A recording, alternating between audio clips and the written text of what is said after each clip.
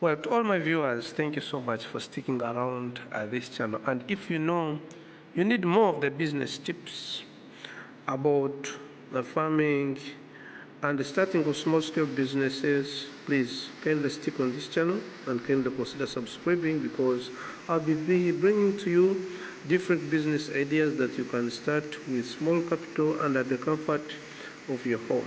In today's video, as usual, I would just like to also still emphasize on maize milling business. I've made videos before talking about the maize milling machines, and of course many people have come to my inbox and they need machines, but some people end up not buying machines and ask me how they can actually venture into the maize industry without incurring expenses of acquiring those heavy machines for maize milling.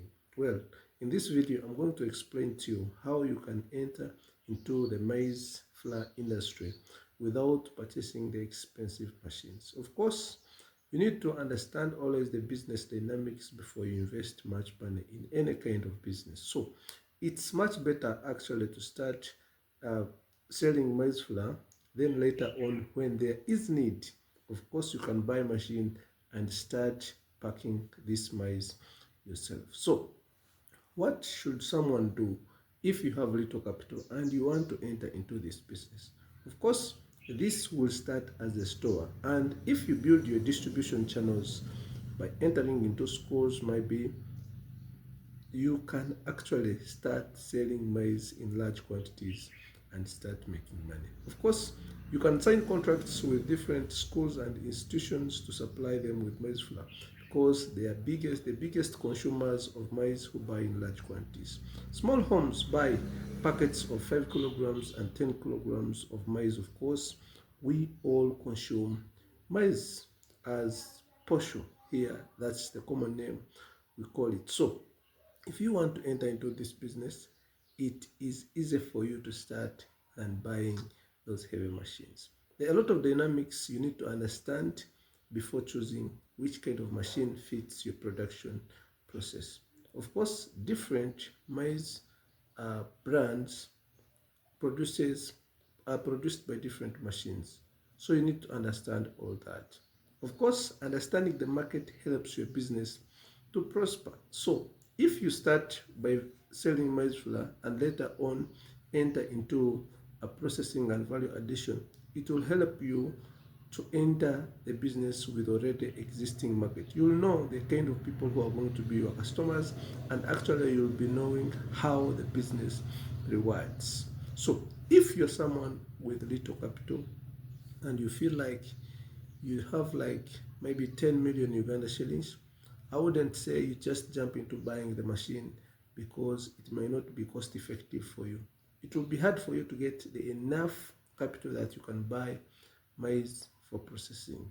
So it's much better if you can start selling maize flour. Then later on, when your capital expands and grows, you can actually buy those machines and start packaging maize yourself. Of course, all these depend also on the same principles of targeting seasons. So buying maize, even if you want to use someone else's machine to process your maize for selling, you need also to target the season when the demand is low. Then there will be actually low price maize, and you stock at that moment and wait for the prices to rise. But generally there is high demand for maize flour. So in your store, you can also diversify and have some other things or cereals that you can sell. For example, the nuts, you can sell maize brands or any other animal feeds that you can afford to sell. There is cassava flour and other things like beans. So in order to maximize your profitability in your business, you should not only focus on one item. So when you choose to start the maize flour business, definitely you'll find yourself with a big store with lots of cereals, and that will help you to diversify and actually increase your earnings and profitability. So for starters, with less than 10 million Uganda shillings, I would say you can start the maize flour selling business or a store's business than actually deciding to buy any kind of machine. Production is not a simple thing for everyone to start. I would encourage, if you are new in the business, it is better to start selling something than manufacturing.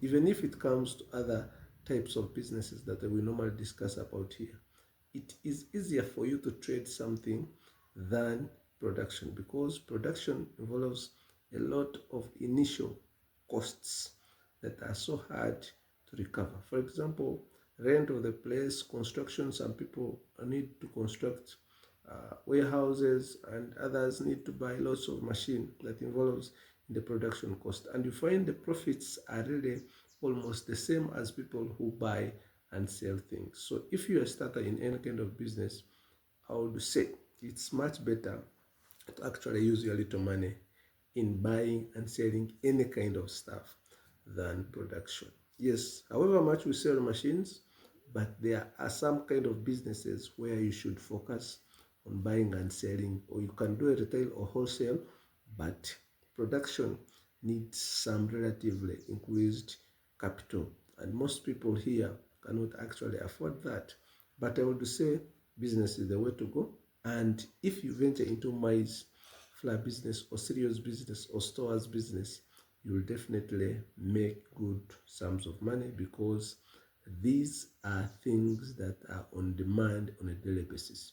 No one can spend a day without eating, and no one can survive without eating. It means even if people don't buy today, the next day they will definitely come to your business to actually purchase something for them to eat.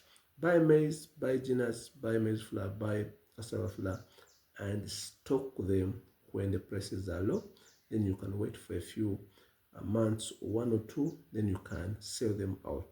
And if you build your distribution channels, definitely you'll have the institutions and start selling to them in large quantities. But this is a business that I recommend to each and every starter who has little money, less than 10 million Uganda shillings. Well, thank you so much for watching.